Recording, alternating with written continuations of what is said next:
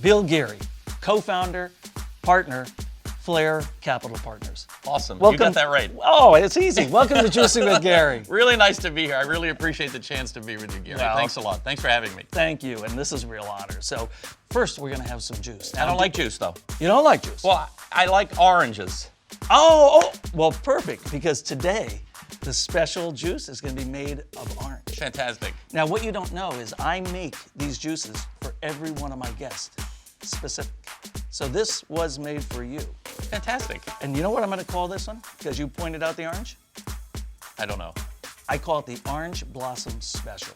All right, we're going to start with the oranges. So Perfect. let's take these two oranges and Should I peel it? No. We use everything here. The nice thing about juicing, by the way, you use the rinds. You don't even clean them. Look at Wow. the carrots. The carrots are dirty. Are those too big? No. That's exactly right. Perfect. Let's make some juice. Order doesn't matter, right? Order does not matter. All right. All right.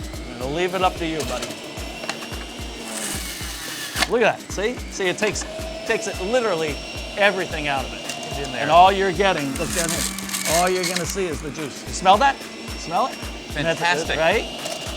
A little tomato got me right in the eye. The aroma is beautiful. Yeah, isn't it? It really. This is gonna be a good juice. So this might is be why one- you're wearing an apron. I can figure that out now. Can I put a little sugar in too? No sugar. All natural sugars for us. There you go. Now take a look at that. Looks Isn't beautiful. that gorgeous? That's a special juice. I'm gonna tell you. Smell the oranges. It just comes through. Oh, that's nice. You gotta Very get a good. little air in there, I think. Yeah. You know? Yeah, a little in the mix. A little onion, scallion. Oh, you have to have a stir stick. In all seriousness, it's an honor to have you here. I'm very excited about this conversation. It's a treat for me, Gary. Thanks so much. Cheers to you. Thanks for being here. Cheers. Thank you. So, Bill, now it's time to talk about you, talk about Flair, talk about your colleagues and the work that you're doing to really impact health, and I'm excited about that. But what I'm really excited about is getting to know who you are. You know, who is Bill? Where do you come from? How'd you end up in investing in healthcare? Well, I love to start there too, not with a story about myself, but specifically with entrepreneurs and founders that we back, because I think that relationship between an investor, trusted advisor, and an entrepreneur founder is so essential to success. And so I love to start there too, and I appreciate you asking me that question. I'm from Boston originally. I was born in a low-income housing project in inner city Boston. We federally qualified at the low-income level. And my brother and I were born there, my mom and dad. And my dad was sick since he was a kid. He had open heart surgery when he was 18 before they really even knew what they were doing. He was a charity case at what's now Boston Medical Center. It was called Boston City Hospital then. And they both lived in South Boston. My dad's parents were from Ireland, my mom's parents from Italy. So kind of a classic Boston story, Irish, Italian, met in South Boston. And this was before penicillin when my dad was born in 1928. So he had an infection, they believe, that ended up in the lining of his heart and completely malformed his heart and led to 20 years of just horrendous physical problems, multiple surgeries, other bad outcomes for him. And I think back to that, imagine being 18, being faced with open heart surgery, kind of an experimental procedure, and he was told then he wouldn't live to be 21. And so I think you can kind of go one of two ways. You can either be incredibly depressed about your life, or you can be thankful every day you wake up and say, I'm here, I think I'm gonna have a good day and celebrate the fact that I have a good day. And he was in that latter category, fundamentally an optimist. And he and my mom decided to get married despite deep knowledge of those physical problems. They were in love with each other, love conquers all. And so they married, and then he was told he would never be able to have kids. And there were two of us. And so he lived to 49, which again is awfully young. That was 41 years ago, actually this week that he passed away. But made it to 49 and was thankful for kind of every day. So most of my life growing up was laced with meeting him in the hospital after school, middle school, elementary school, high school, finding my way to various hospitals. He was probably hospitalized for nearly 50% of every year for that whole period of time. And then he passed away at the beginning of my sophomore year in college. I went to Boston College locally. And there were just many aspects of that today we kind of neatly call, social determinants.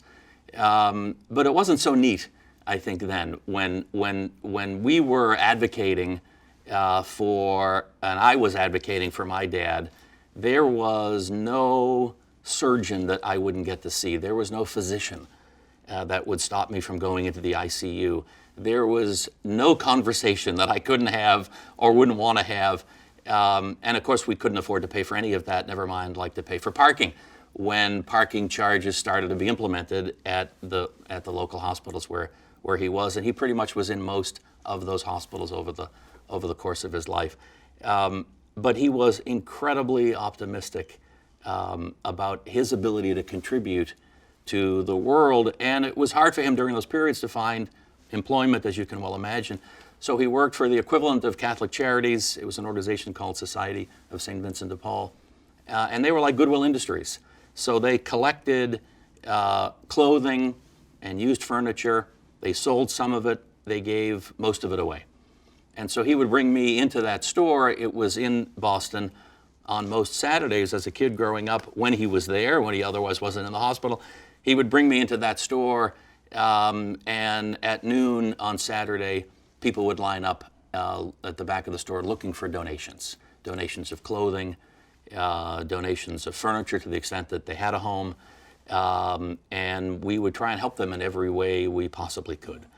And for me, that was just all part of my upbringing. I never thought of it.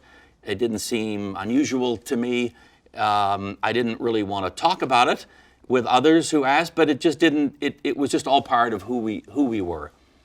And I think it took me about 20 years to really, for all of that, to have a cumulative impact on me, for me to really understand the importance of healthcare, of accessibility, affordability, everything from behavioral health through to support services for families, for children. And I kind of combined that with my interest in education and financial aid. And so for me, all of that had an opportunity to come together when I was in the venture capital business, focusing on healthcare technology and the way to not only reduce costs, but to broaden accessibility and lower the affordability barriers of healthcare for people. What I really want to know is, where were the points of your life where you started to realize that health was important? Obviously, it goes all the way back to your dad, but how did you then, in your mind, figure out, how can I make money and impact health at the same time? So I was quite interested in not only getting to work really quickly and making money and changing my own economic situation as well as that of my family's, but when I had the chance to get into venture capital, which followed a position as CFO at a startup software company. It was a science and engineering software company, later went public and got acquired. One of my first investments was in the healthcare technology segment. It was a team spinning out of United Healthcare in Minneapolis, and they were focused on employee benefits management. And that was when it all started to come together for me, the ability to not only offer people choice and improve accessibility, but to think about the affordability of healthcare coverage and what does that mean? Because as you know, most of the insurance companies kind of back then were, traditional indemnity providers, and they didn't have that mindset.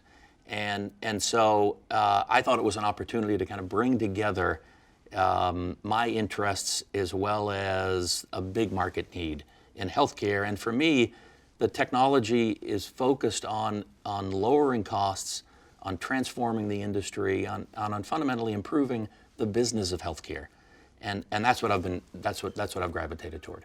So tell us about Flair. What are you and your partners doing at Flair? Healthcare is cool today, and so the ability to attract not just leading technologists, but leading executives from other industries, including technology, but outside of technology and outside of healthcare, to kind of bring people together to help solve the problems in healthcare. And that's where we're focused at Flair. So when we started our new firm just a few years ago, my partner, Michael Greeley, and I initially, and recruited our initial team, we raised a fund entirely dedicated on healthcare technology, and it's really accelerating the transformation of the business of healthcare. That's where we're focused. And ROI was something that was never a question in healthcare. And today, it's front and center. And the ability to lower costs and deliver the same or better outcomes and segment populations based on their needs and understand their full stack of needs. Social determinants, all the way through to disease specific, and be in a position to be able to predict, prevent, and manage the onset of chronic conditions before they become acute, before they become expensive, and before they become impossible to deal with for the patient, the consumer, the member, and the family members. And so the idea for Flair is almost twofold in terms of our investment themes. One lens on our investment themes is to back entrepreneurs who are developing new businesses that take on clinical and financial risk in novel ways. And they do it for segments of populations and focus on being able to predict, prevent, and manage the onset of chronic conditions. And do that at the outset and take that clinical and financial risk, whether it's sitting with payers or at providers or other places in the healthcare ecosystem, and control those expenses and have a better outcome for those patients, those members, those consumers. So companies that focus on novel risks, clinically and financially. The other category of companies that we invest in are solutions providers that enable those risk takers, new or legacy, to think about risk in very different ways. And whether it's analytic solutions providers, technology platforms, others that lower the costs of care, lower the barriers to taking on clinical and financial risk, but do it in a way where the outcomes are the same or better. Can you give me an example of what you're seeing? What do these companies look like? Because to the average person, again, we used to go back to say, well, the insurance company or the government or somebody or the doctor themselves will solve my problems. Where we understand today, it's all these others that are emerging and bubbling up. Give us a couple examples. And I'd love to talk about some of the companies. So in our first fund, we've invested in 17 companies. We've had a couple get acquired. So we have a portfolio of 15 companies today. And we love them all equally. But I will pick a couple just to illustrate the answer to your question. So one is a company called Bright Health. So Bright, we seeded that in our office, 3 early founders. Actually, there were 2. We helped pair one of the founders, the CEO, with the other 2 founders. And this is a next-gen consumer-focused health insurer. So this is a company that when legacy insurance companies, you worked for one of those, Cigna, when legacy insurance companies were pulling out of the exchanges, pulling out of coverage for individuals and families on the exchanges when that was really their insurance of last resort under the Affordable Care Act. And Bright Health piled into those exchanges when others were pulling out. And they did it at a time that not only seemed risky, of course, but the need was great. And people were pulling out. And so the opportunity to offer different insurance products less expensively with the same or better benefits, but to help those consumers manage their health care in ways that they hadn't thought about before. And so they do it with an exclusive provider arrangement. So in a region, they'll partner with one specific hospital. And that hospital will give Bright Health their best rates. And you need to go to that hospital for all of your care, so it's exclusive, but it's almost concierge-like with regard to the care that you get at that hospital system. And they have every economic incentive then to not just wait until your condition becomes acute and expensive and largely maybe even untreatable, and pile on end-of-life high-priced drugs or end-of-life high-priced care, but to be able to get to people early, to predict, to prevent, and manage early on. And so they have an economic arrangement where a health plan shares the upside and downside economically with that hospital system for the care of its members. And so that's a way to take the traditional fee-for-service model where everything gets billed for whether it was helpful or not. Every test gets run whether it was helpful or not. Let's try various drugs whether they're helpful or not. And in this case, it's a way to share that economic incentive and to care for that patient earlier in his or her life journey. How are you picking and choosing and finding these amazing innovators and disruptors that are gurgling up? Well, through a handful of ways. Again, healthcare is a magnet of an industry now. The problems are immense. It's the largest single segment of our U.S. economy. And so focus on where the problems are, focus on where the need is, and then be creative and find solutions for it, because there's ample room in every one of the healthcare slices to take substantial cost out and deliver the same or better outcomes. And so, again, I think what cuts through all of this for us is this transition from fee-for-service to value-based care. So maybe another example I'll give you, and it relates tangentially to social determinants, as I think all of our companies do. There are standalone social determinant solutions, but I also feel like with all of our investments, knowledge, awareness, and kind of infusing the social determinants of health in the solution is critical. And so this isn't just a standalone segment, social determinants. It's a part of every solution. I'd like to ask a professional question of you, because you get to see all these amazing emerging solution sets out there. Where does behavioral health fall into this? Because again, as we were talking about, not just social determinants, but behavioral health to me has always been vitally important, but it's taken a back seat when we think about healthcare, and of course just the stigma alone. So what are you seeing? And they must be a new focal point.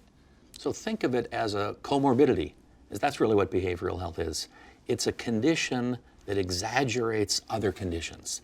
It's a condition that causes the onset of other conditions. And so it's hard to tease it apart. So solutions have to be clear, they have to be without stigma, they similarly have to be accessible, and they have to be affordable. And when behavioral health is thought of in that way, then I think true impact can be made. It's not being made today, and it's a really important area. Well, our juices are ready. I'd love to, don't stab yourself in the eye. Well, again, on behalf of health and on behalf of America and beyond, for those people that will be changed, will be impacted because of the work that you're doing by investing in these people, we're just honored. So with that, cheers. Thank you. Thanks for having me, Gary. It's an honor.